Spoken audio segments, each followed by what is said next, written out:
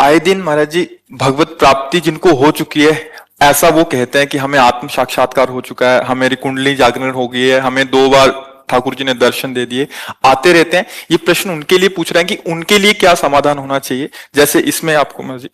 हाँ, पहले बात तो समझ लो, अगर जो जगा हुआ है उसको पूछने की या बताने की जरूरत है क्या? जो जगा हुआ है, और अगर स्वप्न में जगने का भान हो गया उसको, स्वप्न में एक नया स्वप्न कि मैं जग चुका हूं, तो फिर बोर्ड लग जाएंगे और फिर प्रचार प्रसार उस बात का होगा। मुझे कुंडली जागृत बताने की क्यों क्यों बताना चाहता है? देहाभिमान पुष्ट करना चाहता, हमें इस प्रश्न से मतलब नहीं है।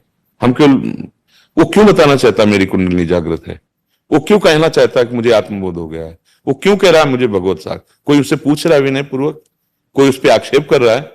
ये अहंकार की दशा होती है, और अहंकार का लय हुए बिना कुछ नहीं होता। ये सब नाटक होता है, माया का नाटक होता है। सत्य जो मार्ग है अभी उस पर कदम नहीं। जी ब्रह्मरंध्र द्वार खुल गया था, छत पे टहल रहे थे। ब्रह्मरंध्र द्वार खुलते हुए तो मोक्ष को प्राप्त हो जाएगा, शरीर छूट जाएगा।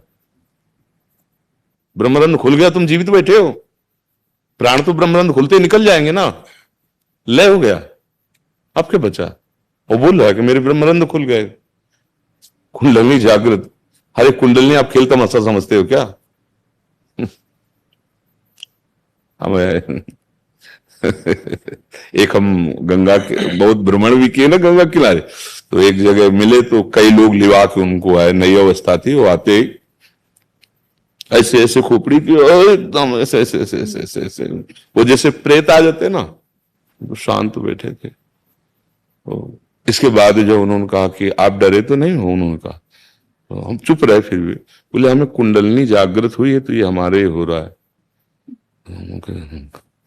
महाराज हम भूतेश्वर के चेला है, हमको तुम्हारी खोपड़ी हिलाने से डर है। स्मशान में सोते हैं, स्मशान में ही तो, गंगा किनारे स्मशान में ही तो सोते हैं। कुत्ते नोच नोच कर खा रहे हैं लाश, और वही मस्त पड़े, हमें कोई भय थोड़ी है। अरे महादेव के चेला है कोई होता तो ये सर ड्रामेबाजी नहीं। 8 घंटे 10 घंटे पद्मासन में बैठा जाता है और अखंड ब्रह्मचर्य, तब कुंडलनी का मुख ऊपर की तरफ होता है। जैसे होता है वो गुप्त और शांत एकदम होता चला जाता है। ये भागवतिक मार्ग है। जैसे जैसे आत्म होता है तो किससे हम वर्णन करेंगे? हाँ, कोई जिज्ञासु आर्त प्रणति होकर के जब कोई प्रश्न करता है तो अंदर प्रेरणा होती तो बोलना शुरू कर देता है। अहम शून्य कोई भी मार्ग है, अंतःकरण में जो अहम धर्म है उसका जब लय हो जाता है तब वस्तु मिलती है। जब वस्तु मिलती है तब वो किसके लिए कहे, और जब तक वस्तु नहीं मिलती तो लगता है ना थोड़ा वो अहम की सारी दशा होती। कोई भी हो, जब तक अहम गलित नहीं होता है तब तक परमार्थ में प्रवेश नहीं होता है। ये देहाभिमान, अभी जिससे चर्चा करें ना, स्थूल सूक्ष्म कारण, अब किससे चर्चा करें? जो दूसरा हो तो बात है, फिर हम क्यों बता रहे हैं? कोई जिज्ञासु है क्या बैठा है जो चरणों में प्रणति हो करके, और जैसे बाबा से पूछा, पूज्यपाद सिउड़िया बाबा जी से कि अहो भाग्य अखंडानंद स्वामी जी ने कि प्रभु मैं आपको जान गया। स्वामी जी ने, नई अवस्था थी स्वामी जी की, उस समय संन्यास लिया तो श्रीमद् भागवत चर्चा करते थे स्वामी श्री अखंडानंद सरस्वती जी महाराज। तो भगवान का जान गया। बोले जी कौन? बोले बाबा आप साक्षात ब्रह्म हो। तो तुम पार्थिव दृष्टि से ब्रह्म को देख सकते हो? पार्थिव दृष्टि से तुम ब्रह्म को, ब्रह्म दूसरी वस्तु, द्वैत वस्तु है क्या कि तुम दृश्य की तरह उसे देख सकते हो? वो गलत एकदम। तो बाबा आप एक जीवन मुक्त महापुरुष हो। तो जीवन मुक्त महापुरुष तो अनुभव में आता है, ये अनुभव स्वयं को होता है। आपने कहां से जाना, किससे जाना? वो बाबा आप ही बता दो आप क्या हो। बोले चराचर का मैं सेवक हूं। बाबा की वाणी में लिखा है चराचर का सेवक केवल भगवान होता है या ब्रह्मबोध संपन्न महापुरुष होता है। क्या कहा? मैं चराचर का सेवक हूं, पूज्य बाबा ने कहा। जैसे भगवान श्री कृष्ण की राजस्व यज्ञ में अग्र पूजा हुई, लेकिन सबके चरण धोने की सेवा भगवान ने स्वयं ली। ये मार्ग थोड़ा अध्यात्म मार्ग में दंभ दिखावा पाखंड इनका प्रवेश नहीं है। ये बड़ा निर्मल मार्ग है, पवित्र मार्ग है। आरत अधिकारी जब पावे तो गूढ़ऊ तत्व ना साधु दुरावे, देखा कि अधिकारी है आसपास, हटा दिया सबको, फिर एकांत में वो अपने रहस्य खोलता है। कब? जब आर्त अधिकारी, वो जिज्ञासु इतना प्रबल है, इतना अधिकारी है और वो चरणों में पड़ा हुआ है, तो करुणा करके जब भगवत आदेश हुआ तो खोलना शुरू कर दिया उसकी स्थिति के अनुसार। एक बार निमि जी ने जब नवयोगेश्वर से वार्ता की तो कहा यही प्रश्न मैंने सनकादि से किया था, पर वो कुछ नहीं बोले थे और चले गए थे, ऐसा क्यों? तो बोले उस समय आपकी योग्यता नहीं थी। महाराज निमि विदेहराज बोले आपकी योग्यता नहीं थी, आज आप में वो बात आ गई तो उसका उत्तर हमसे ले लो। तब उत्तर दिया था नवयोगेश्वरों ने मिलके।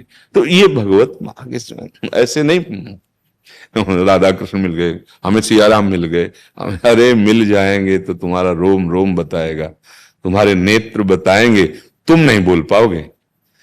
देखो आचार्य कैसे बोल रहे, क्वा हम तुच्छः परम मधमः प्राण्यो गर्ह कर्मा यत्तन्नाम स्फुरति महिमा हरेश वृंदावनस्य। बोले कहा मैं तुच्छ अधम अपराध करने वाला प्राणी और कहा मेरी जिह्वा पे राधा नाम में तो वृंदावन की महिमा है।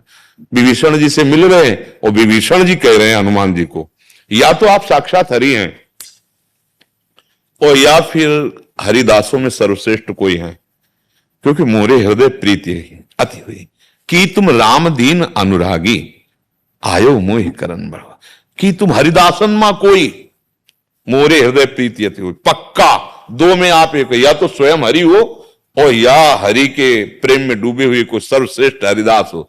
हनुमान जी क्या बोले, असमय अधम सखा तुम है, सब कुछ है, ज्ञानी नाम अग्रगण्यम, कोई इनसे बड़ा ज्ञानी स्वयं भगवान शंकर के अवतार है, रुद्रावतार है, तो ज्ञान खान जहां बस शंभु भवानी, वो तो ज्ञान समुद्र बंदे बोधमयम नित्यम गुरुम शंकर रूपिणम। क्या बोल रहे, क्या बोल रहे? जब राम जी से मिले तो क्या बोल रहे?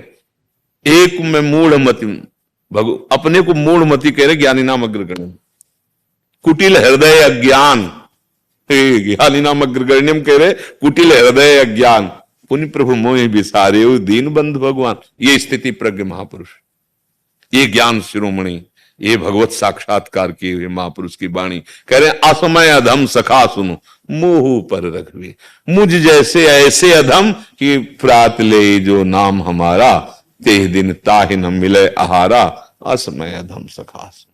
कहां इतना बड़ा महान बल का कार्य केवल हनुमान जी कर सकते थे। रावण की लंका में जय श्री राम की गूंज और थर्रा दी पूरी लंका में, कोई एक नहीं बचा जिसके हृदय में भय न समा गया हो महाबली हनुमान का।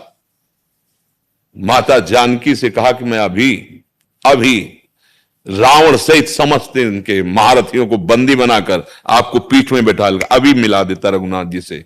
पर प्रभु ने आदेश नहीं किया, मां बस कुछ क्षण आप रुकिए, स्वयं प्रभु आएंगे और उनकी विजय गाथा लोक पावन करेगी।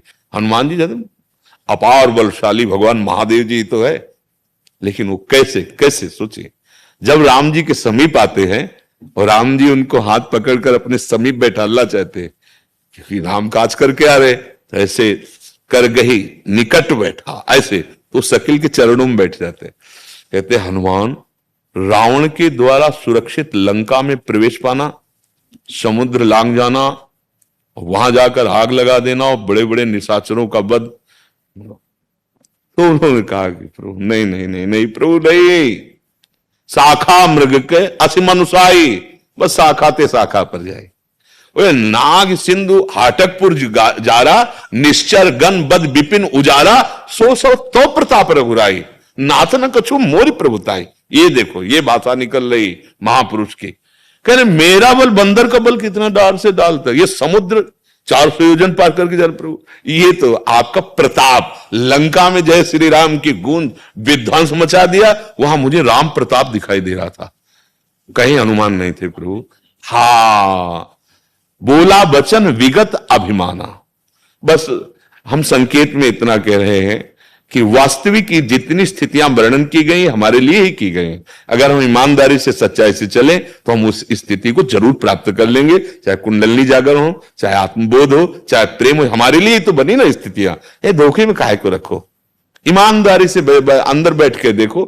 काम क्रोध लोभ मोह मद मत्सर विजय प्राप्त किया इन पर, स्थूल सूक्ष्म कारण, इनका बाद हुआ क्या? कुंडलनी, क्या आत्मबोध, क्या श्री राम जी का साक्षात्कार, सबका एक ही फल होता है। अभी होता है नहीं, जब आपसे प्रारंभ हुआ, मम दर्शन फल परम अनुपा, जीव पाओ निज सहज स्वरूप। भगवान को जान गए तो भगवान बन गए आप। सोई जाने जे देव जनाई, जानत तुम्हें तुम। अच्छा, जब जान गए तो उसके सिवा कोई है नहीं, तो हम किससे बात करेंगे इस बात के लिए कि हमें ब्रह्मबोध हो गया है? हां, कभी कोई महापुरुष ऐसा नहीं बोलता मुझे भगवत प्राप्ति हो गई। जैसे किसी से पूछा गया कि आपको भगवत साक्षात्कार हो गया है, तो ना कह सकते हैं और ना हां कह सकते हैं। हां इसलिए नहीं कह सकते कि वो अनंत है, और ना इसलिए नहीं कह सकते कि जी नहीं सकते उसके बिना आधार नहीं है। जब मैं था तब हरि नहीं, अब हरि हैं, मैं ना है। पकड़ पाओ तो देख लो। लाली मेरे लाल की जित देखूं तित लाल, और लाली देखन मैं चली तो मैं भी हो गई लाल। बस पकड़ लो, अब पहुंचो तो पहुंचो, पकड़ लो। तो अब भाई देखो, डॉक्टर के पास अगर तुम कहोगे कि हम स्वस्थ हैं, वो तो थर्मामीटर डाल के देख लेगा 1 सेकंड में कि नहीं आप स्वस्थ नहीं है। अब ऐसे बीमारियों से कहो कि मैं स्वस्थ हूं तो चल जाएगा। ऐसे जे ही जाने जग जाए हेराई, जागे जथा स्वपन भ्रम जाई। ये है जगे हुए पुरुष का लक्षण। खत्म। मैं मोर तय तो अपने स्वरूप में स्थित। ये सब अहंकार का पोषण हो रहा है भाई, संभाल लो। रोग बढ़ रहा है, मिटने की जगह रोग बढ़ रहा है, संभाल लो। ये सबका एक फल है, सच्चिदानंद तत्व में स्थित हो जाना। सबका, चाहे भक्ति, चाहे ज्ञान, चाहे वैराग, चाहे, और ये सारी स्थितियां अपने लिए हैं। कोई ये थोड़ी दुर्लभ स्थिति। चढ़ो आगे बढ़ो। वही तो अभी कह रहे थे, आगे बढ़ो। दम्भ में क्यों फंसो, पाखंड में क्यों फंसो, झूठ में क्यों मानो? अरे झूठी से राजा का मुकुट धारण करने से राजा नहीं बन जाएगा। पहले सेना तैयार करो और परास्त करो विपक्ष को। काम, क्रोध, लोभ, मोह, मद, मत्सर, ये षड विकार जित अनग अकामा। 6 विकारों पर विजय, निष्पाप, कोई कामना नहीं। विनिवृत्त कामा, अध्यात्म नित्या, विनिवृत्त कामा, द्वंद्वैर विमुक्ता। कहां स्थिति? अरे भाई आनंद लो, खूब नाम जप करो, गुरु चरणों का आश्रय लो, उनके द्वारा बताई हुई पद्धति से चलो तो हर स्थिति आ जाएगी। वो स्थितियां जितनी है प्रेम की ऊंची ऊंची भूमिकाएं, वो अपने लिए बनाई है, वो भगवान के लिए थोड़ी है, वो हमारे लिए है। हम उस मार्ग में चले, ऊंची से ऊंची पदवी को प्राप्त करें, कोई इसमें दुर्लभ बात। लेकिन ये पदवी ऐसी थोड़ी कि मुकुट जग जाता है, कुछ अलग दिखाई देने लगता है कि भाई ये ब्रह्मबोध है कि नहीं। कैसे वो भाई बोले उनके